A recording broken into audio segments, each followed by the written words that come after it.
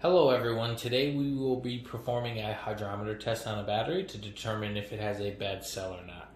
The tools you will need will obviously be the battery, a flathead screwdriver, a hydrometer, and a rag.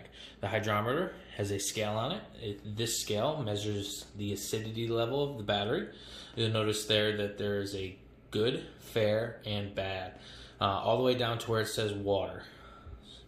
Okay, what we're going to do is we're going to open up the 6 cells within the battery. To do that, you will need the flathead screwdriver. You can then pry in between the covers gently to remove them.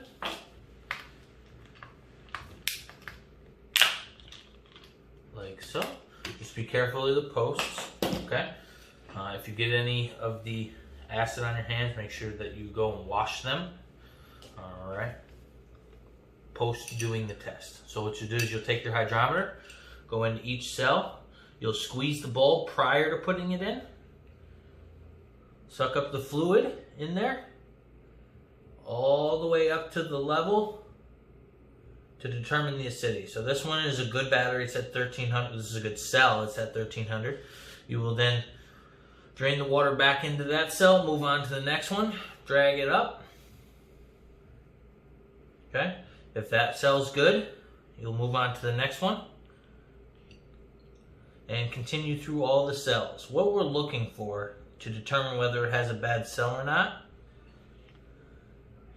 is if one of the acidity levels within one of the cells is a major difference.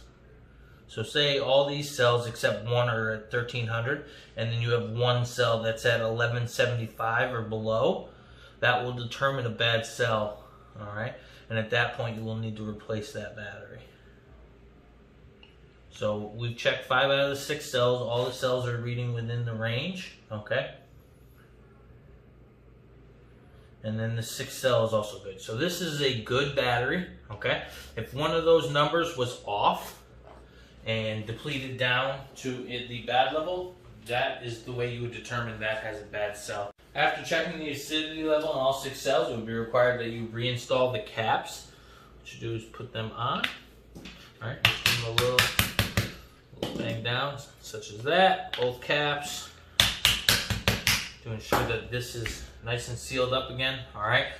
Ensure that you wash your hands after doing this again and clean your tool off before you put it back in your toolbox to ensure that you're not getting any acid in your toolbox or on any of your other tools.